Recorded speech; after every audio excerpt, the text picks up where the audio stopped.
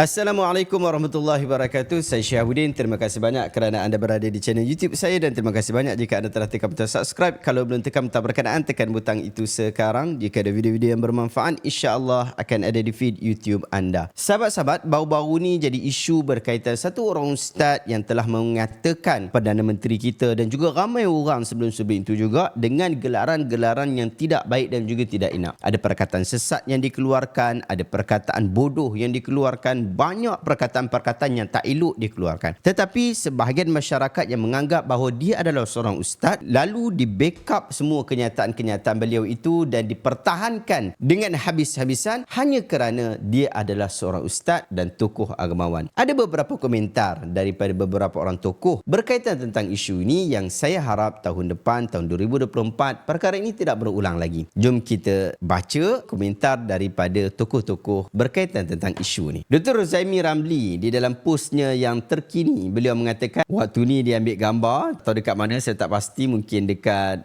Mekah ataupun Madinah ke, saya tak pasti dekat mana, tetapi gambar yang saya rasa agak cantik juga dengan shoot yang cukup bagus. Lalu ditulis satu caption di situ, ceramah agama ini dihadiri oleh pelbagai lapisan masyarakat, bahkan ramai kanak-kanak yang hadir mendengar kuliah agama. Alasan seperti orang Terengganu memang kasar, orang Kedah memang lagutu adalah tidak wajar dijadikan alasan kerana hadirin yang mendengar adalah pelbagai negeri. Elakkan perkataan kesat dan kasar dalam penyampaian, apatah lagi isyarat lucah. Ketegasan tidak memerlukan makian. Jangan pula ceramah agama menjadi tempat anak-anak kita belajar perkataan makian dengan menganggap ia makian syar'i sebab ustaz popular yang lakukan. Ingat hadis Nabi SAW, laisal mu'min bit-ta'an walal la'an walal fahish walal badhi. Bukanlah orang mukmin itu seorang pencela, pelaknat, penutur ucapan kotor dan penutur perkataan jelek. Hadis riwayat At-Tirmizi, hadis hasan. Sekadar peringatan untuk diri saya, kita semua. Dr. Zaimi Ramli. Menarik, dalam kenyataan beliau ini telah memberikan nasihat kepada kita yang kita tahu bahawa ini bukan perkara yang tak pernah kita dengar. Ustaz maki-maki orang depan makhalayak ramai di dalam masjid. Bahkan ustaz ada juga yang tunjuk isyarat lucah di masjid-masjid, bahkan dapat tauliah mengajar di beberapa negeri. Ini adalah satu perkara yang tidak disembunyikan lagi. Ia memang telah wujud dan memang telah ada di dalam media sosial yang kita ada pada hari ini. Itu kenyataan daripada Dr. Zaimi Ramli. Kita tengok pula kenyataan daripada tokoh yang lain. Ustaz Salman Ali, dia kata seorang agamawan yang fatwanya boleh dipusing-pusing mengikut situasi. Lain ketika menjawab soalan umum, lain ketika menyokong kawan, lain pula ketika menghentam musuh. Lidahnya sangat lancang memperbodohkan dan menerakakan orang meskipun pada perkara khilaf, sehingga orang kadang tertanya antara zikrullah dan bodoh, mana satu lebih banyak diungkapkan. Untuk ilmuwan lain, ulasannya selalu diiringi penghinaan, sedangkan apabila rakan-rakan sealiran merepek dan mengarut, terus diam tanpa ulasan. Apabila terbukti salah fatwa, jauh sekali nak menarik balik atau memohon maaf. Sebaliknya dihina orang yang berbeza pendapat. Orang lain patut tukar minyak hitam, tebar roti canai, sedangkan kamu dan kawan-kawanmu sahajalah yang layak mengajar sambil memperbodohkan orang. Ini bukan sikap ahli ilmu yang jujur. Sebaliknya manifestasi ilmu tanpa penyucian jiwa. Tasawuf bukan untuk dibangga-banggakan tetapi untuk dijiwai. Menarik juga saya nak baca beberapa komen yang ada dekat dalam Facebook Ustaz Salman Ali ini. Kuri, dia kata, terbaik Ustaz. Fanatiknya pentaksub. Mereka hingga menegur Ustaz itu dikatakan kita menghina ulama. Kenyataan Ustaz Salman senada dengan kenyataan yang dikeluarkan oleh Dr. Zaimi Ramli, iaitu kita tak menyokong kenyataan-kenyataan yang bersifat bias, bersifat sebelah pihak, menghentam orang dengan hentaman yang begitu tidak berakhlak apabila dia adalah musuh, tetapi memuji sebaiknya apabila dia adalah seorang kawan, bahkan diam 1000 bahasa apabila dia adalah seorang kawan. Apabila dia salah dan terang-terangan kesalahan itu berlaku, bukan sekadar tidak mahu mengaku salah, tetapi di backupnya lagi kenyataannya dengan dakwaan-dakwaan baru yang hanya merosakkan dunia keilmuan. Sebahagian daripada orang-orang kita selalu mengangkat isu tasawuf, penyucian jiwa dan seumpama dengannya, tetapi ia tidak terbukti oleh perbuatan. Ia seperti menanam tebu di tepi bibir. Seorang li tokoh, Sahul Hamid Ar-Raubabi, Dr. Sahul Hamid, dia kata apabila ustaz bodoh mereka mengejek dan mempersendakan seorang mufti negeri dan ahli ahli majlis fatwa yang lain. Ketika itu mereka tak rasa itu memperlekehkan ulama. Mereka bersorak sama-samanya. Hanya ketika Ustaz bodoh mereka itu ditegur dan dikritik kerana keceluparannya, barulah mereka bersedih dan meratap hibah dengan kata-kata,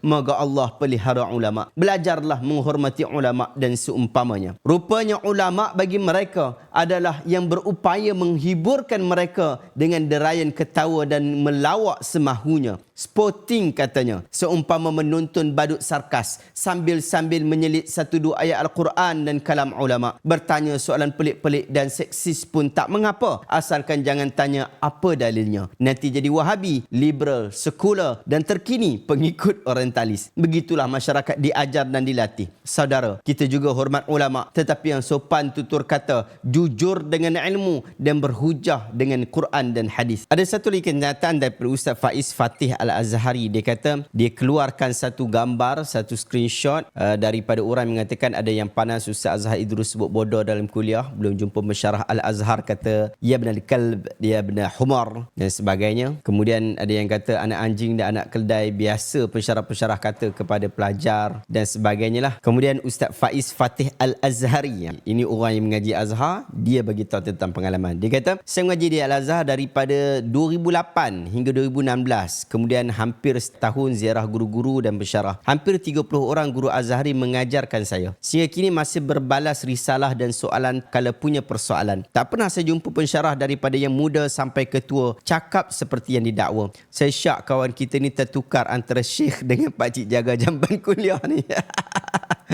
Bawa-bawa orang Badawi. Apa-apa pun Rasulullah ikutan terbaik kita. Pengalaman saya juga begitu. Memang ada orang yang sebut macam-macam seperti itu, perkataan-perkataan yang tidak elok. Tapi kebiasaannya bukanlah daripada pensyarah-pensyarah kita ataupun bukan daripada pensyarah agama di sana. Kadang-kadang adalah mereka sebut perkataan yang ganas sikit. Paling-paling pun bukanlah sebut perkataan yang ia benarlah himar dan seumpama dengannya, tetapi biasa kadang disebut dengan perkataan macam itlaq barrah, pergi keluar sajalah, dan marah sangat dan seumpama dengannya. Tapi tidaklah sampai perkataan-perkataan yang teruk.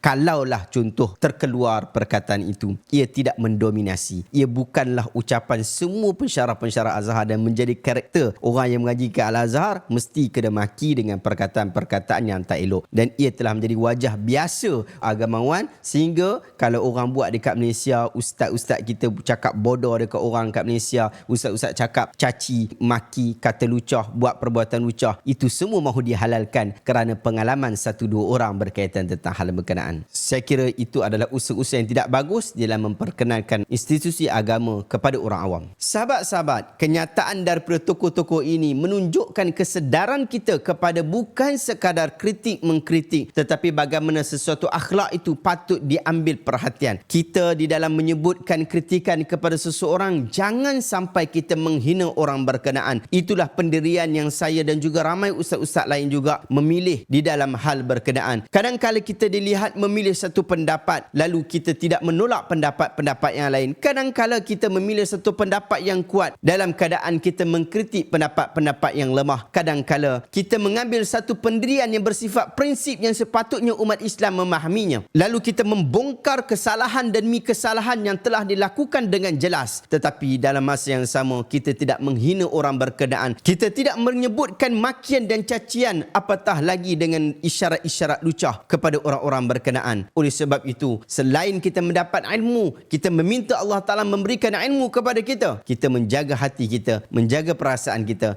menjaga akhlak kita. Semoga 2024 yang hadir ini akan menjadikan kita lebih baik daripada sebelum ini. Ustaz-ustaz kita jadi lebih baik daripada sebelum ini. Terima kasih banyak sahabat-sahabat yang menyokong projek memandaikan umat dengan ilmu sepanjang tahun ini. Semoga Allah Ta'ala mudahkan urusan anda. Dan Alhamdulillah, capaian projek memandaikan umat tahun ini sangat-sangat baik dan kita berharap pada tahun 2024 ia akan jadi lebih baik. Terima kasih banyak sahabat kerana menonton. Sokong projek kita dengan mendapatkan buku-buku yang telah diterbitkan. Saya letakkan link dekat bahagian description dan jangan lupa tekan butang super thanks. Terima kasih banyak. Jumpa lagi dalam video reaction seterusnya. Assalamualaikum warahmatullahi wabarakatuh.